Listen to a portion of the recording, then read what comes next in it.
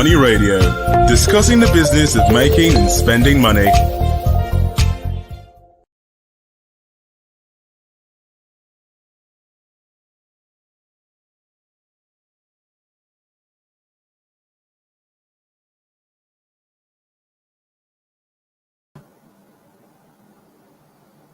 Good day to you, our loyal viewers, and those of you who are following for us for the first time. It is my pleasure to welcome you to the Studio of Leadership podcast.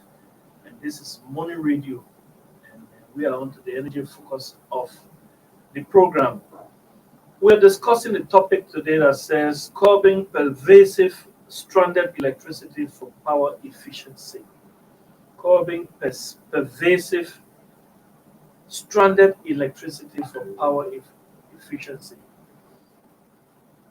Last year, that is 2021, Nigeria lost something in the neighborhood of 27,000 megawatts of electricity. And that cost the generating companies, the GENCOs as we call them in Nigeria, it cost the GENCOs about 160 billion naira. That is waste. So we want to see how Nigeria can curb this waste. And on curbing the waste, we see how we can get to at least 11,000 megawatts of power generation, as we are hoping. And that curbing this waste will actually contribute to generating 11,000 megawatts. In the studio to discuss that with me is our delectable, our beautiful Mr. Anthony Uko. Sir, you are doing to me what they call Ojoro. Yes, you are enjoying alone, and it's not fair.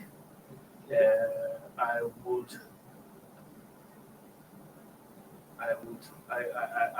ask our viewers to wade into this because you have been treating me badly. Enjoying alone is not fair. Those are some of the things that cause enmity. So we will discuss that.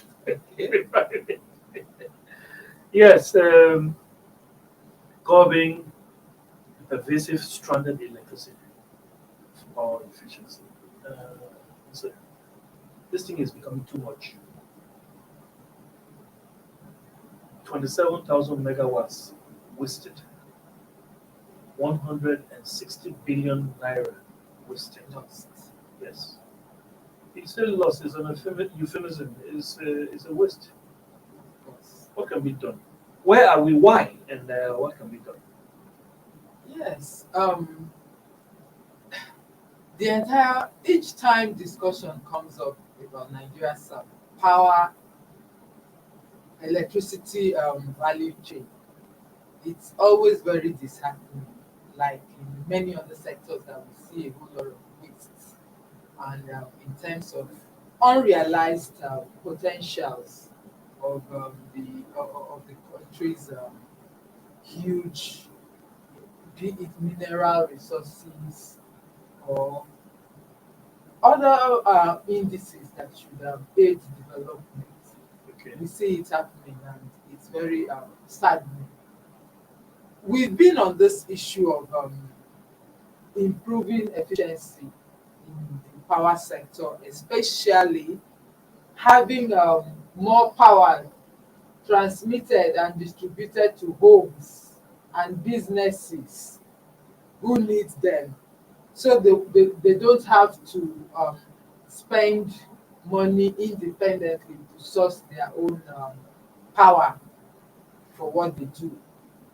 Like you pointed out last year, close to, and by that it's a rough, a conservative estimate of what was lost on the average. So it actually could be much higher than that, but on the average, about 27,000 megawatts of electricity was lost. It got stranded.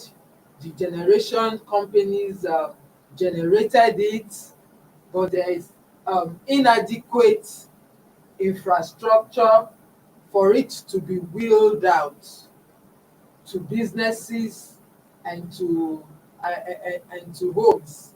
And because you cannot, there's no means of putting electricity in one container and storing it for future Yes.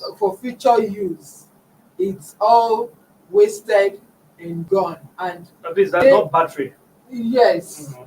day in, day out, we have that. And more figures really show that in the last 8 years, since privatization of the power sector, the losses have increased. For last year, we 200, and the losses increased by 291%. That's almost 300. Loss of electricity. Yes, percent loss of electricity was recorded an increase from what it was The previous year. prior to privatization 8 years ago. And so when we talk about inefficiency, that means privatization has not solved that problem of inefficiency. That is the reality that we're faced with now. Now, especially for the distribution companies, the privatization process was to ensure the reduction of losses. Of course, no doubt, even in most developed climes, when it comes to electricity, you still have some losses recorded. But you know, while we have like in the US, we have losses of like 8%. In Nigeria, we've been having losses hovering conservatively at 40%, which is hugely, which is so highly unacceptable because of the impact, the negative impact that it's been having both on homes and on businesses. So these distribution companies that were privatized were meant to reduce the losses gradually, and that is the basis on which they were giving those companies.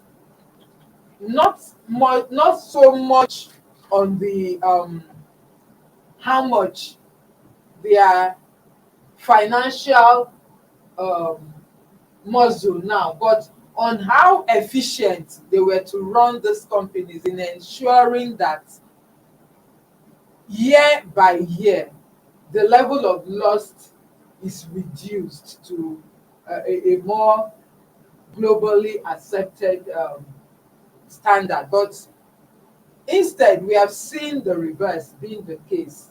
Yeah, it's actually the reverse. Yes, we've It's seen actually the reverse being the case. The loss is increasing, and then Nigeria is still left with darkness in many parts. So, I want to ask the question.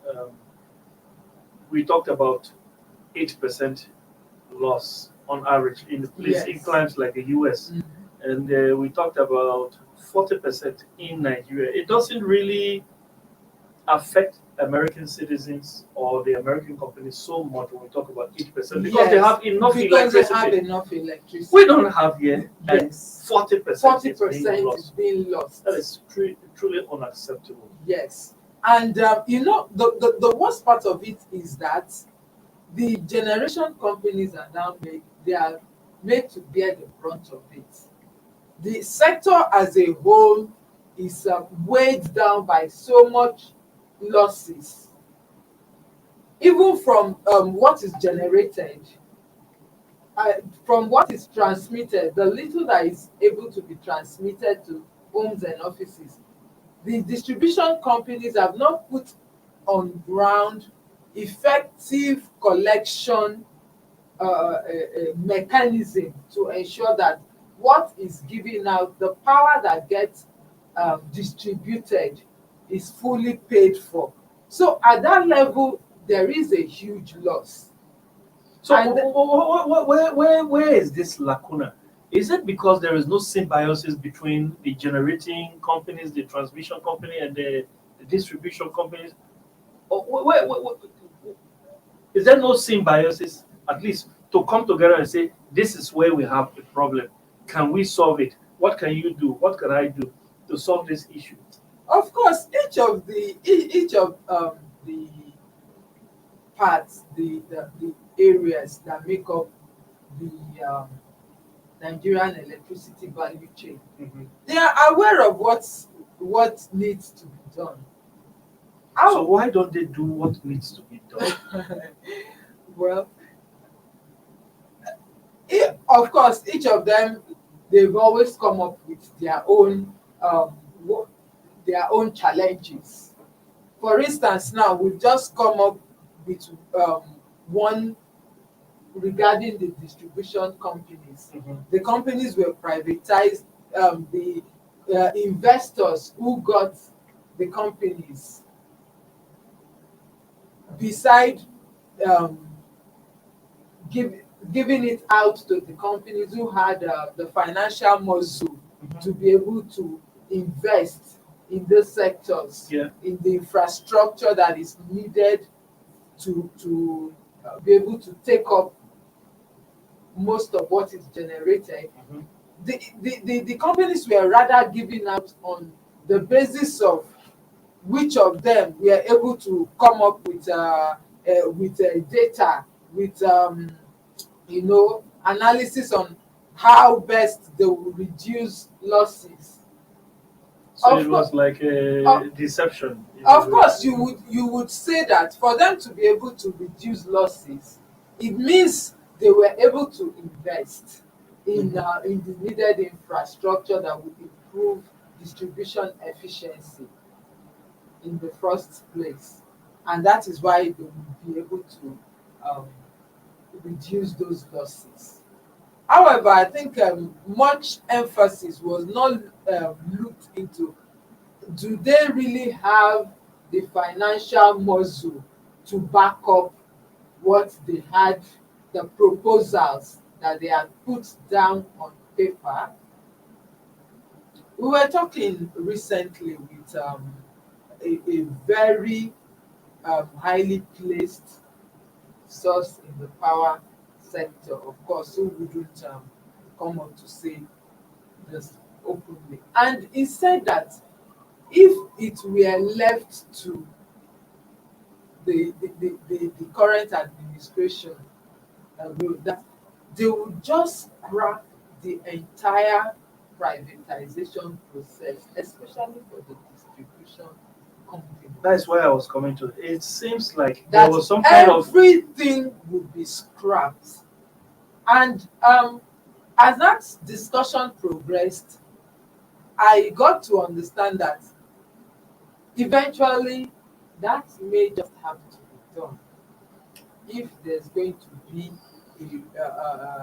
if the country would make a real headway out of these the issues, the challenges surrounding the power sector. look. That word. I was getting elated when you said what you said, that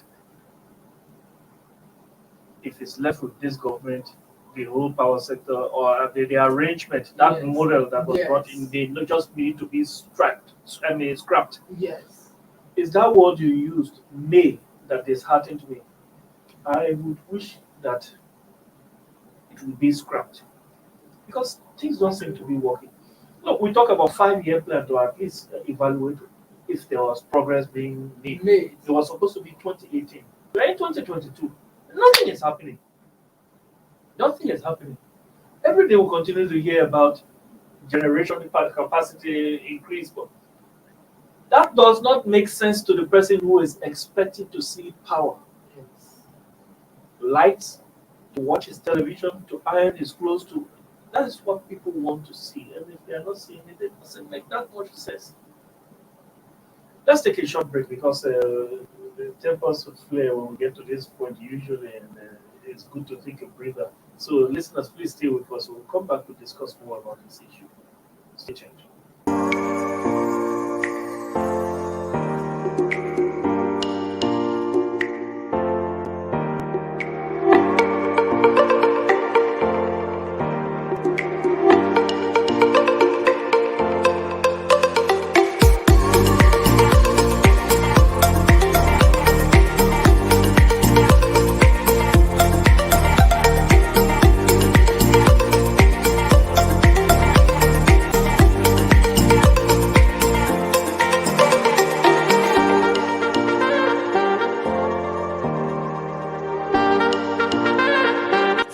sponsorship, and advert placements, please contact 080-3688-6158. Last Word Leadership Podcast Studio. You have the last word. Money Radio, discussing the business of making and spending money. You're welcome back, viewers. We're discussing about the power sector, especially we're talking about real. Sorry, I said real. I have to stick in my mind to real. We're talking about curbing waste in the power sector, where last year alone, 27,000 megawatts of electricity was wasted. And I want to use that word again, wasted. And 160 billion naira was wasted or lost. The Gencos lost that because there is no way of actually getting stranded power supply to get to the people.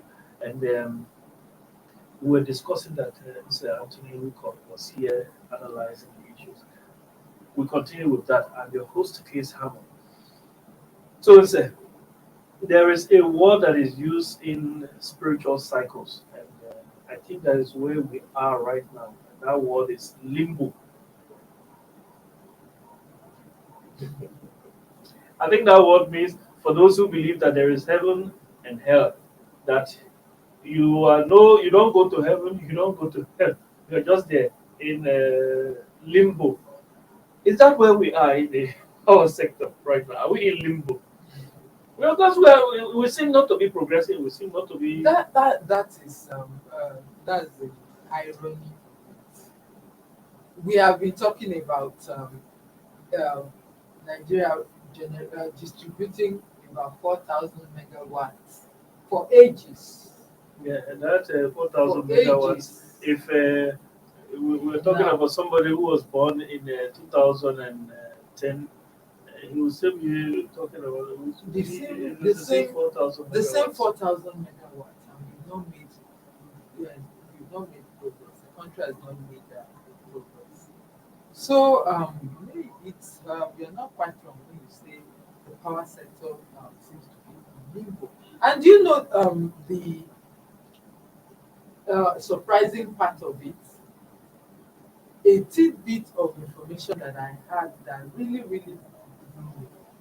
The government has intervened massively in the power sector since post-privatization. In fact, in the energy, in the distribution leg of it alone, no less than 2.5 trillion has been sunk into in the distribution leg of it alone in the last couple of years. But this is not. And no, what I'm trying to bring out here, the bit of the information I had that really that got me extremely worried is that despite this intervention, Nigeria is even nowhere into making any headway in improving in terms of the coming out of the challenges, because the government has actually been funding consumption. You mentioned 2.5 trillion. What is the purpose of privatization? Is there any investment that has been made then? Who is investing more? It would seem like it's the federal government that is investing. Of course. Taxpayers are investing. The federal government has been sinking so much. However, like I told you earlier, government is not investing. This money is going to pay debt for power that has been consumed. By who? Consumers? Shortfalls. Okay. Shortfalls of what has been distributed and what needs to be paid to the to the generation companies so that generation can continue. So we're talking here about so Nigerians consume power. The distribution companies, they don't have adequate capacity to collect the bills and get everything up to date, get everything that's been distributed, payment for all the was distributed, and then they are now owing the distribution companies, the generation companies. And because they are owing the generation companies, if the companies don't get those monies, they cannot continue to produce even at the level that they are currently generating. And so government has to come in to bail out these distribution companies for them to be able to pay the generation companies. So government has not even focused on being able to improve generation. So it's been funding consumption. Nothing has been done in the improvement of infrastructure and then increasing the generation and ensuring that transmission is better, and then this is not wise. So when the entire process is just muddled up, and you look at it, it is actually so aggravating. There's so much waste in the country. We talk about subsidizing fuel, we talk, fuel consumption. We talk about subsidizing electricity. There's not so much, and the people paying all of this. You look at it as taxpayers. Of course, because for one, if the system is made to run efficiently, that all what is produced is channeled, is being distributed, and saving that 40%. And saving that 40%. By reason of higher numbers, the cost will be coming down. Yeah, that is economies of scale. Yes. That economies of scale, you're right. The cost should be coming down. The cost should be coming down. However, we are still at the distribution company says consumers are not paying the right price. Still boils down to the same issue. Because it's like, I don't know. I don't like to say things I don't know, but when you look at it, before privatization, the federal government was spending money. If the federal government continues to spend money on people who are supposed to be investors, if you are giving money to investors just to, as we say in economics, satisfies, just to meet up with that, okay, it's not that we don't have, it's not that we can give up. Let's just give them a level of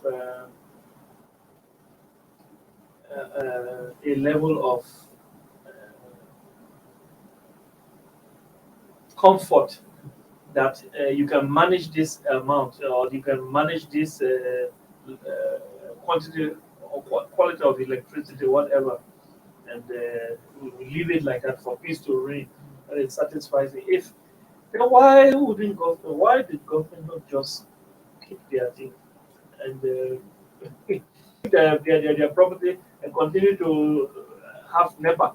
Because that's what it seems like. Well, with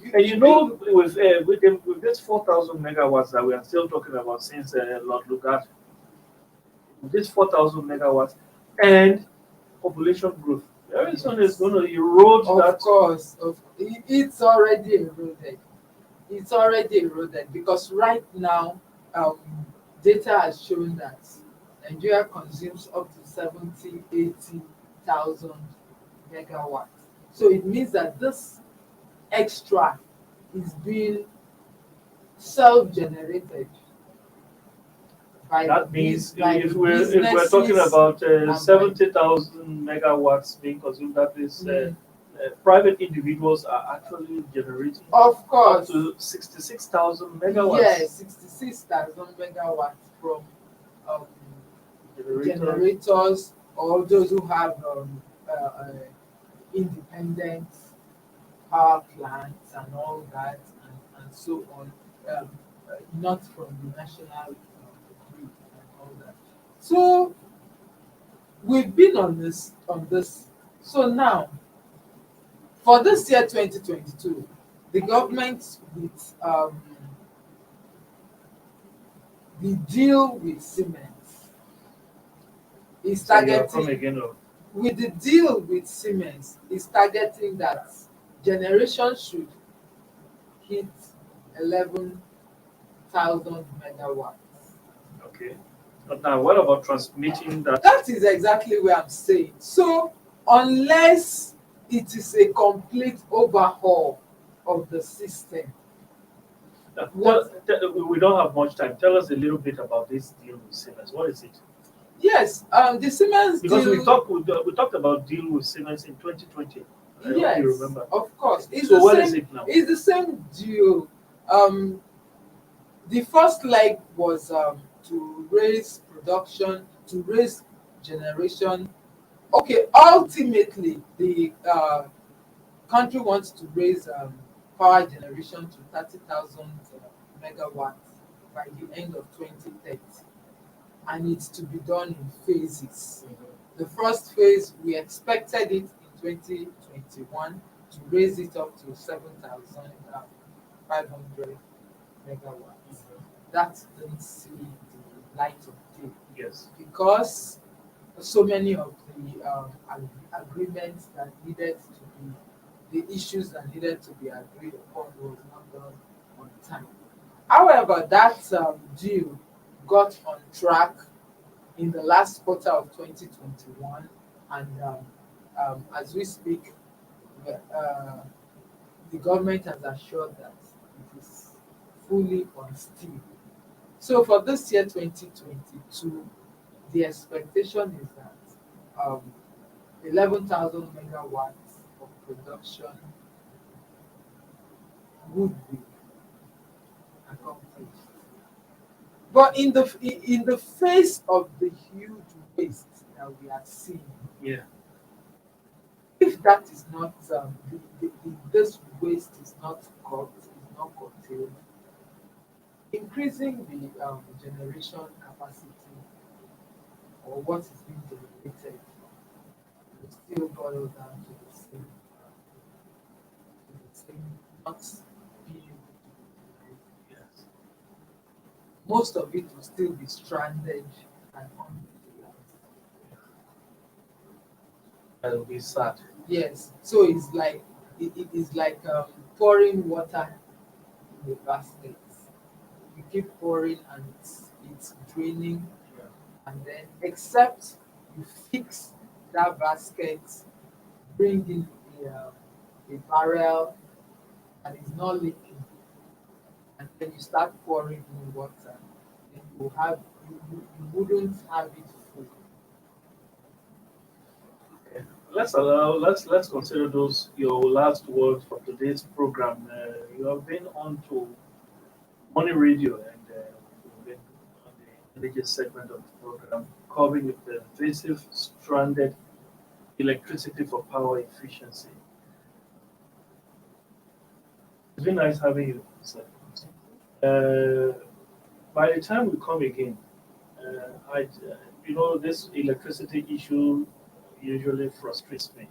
So by the time we come again, maybe we'll talk about gas because I hear that the price, or it has been on the internet somewhere, it has been posted by many people, especially husbands, that the price of gas has dropped below 10,000 naira for 12 kg.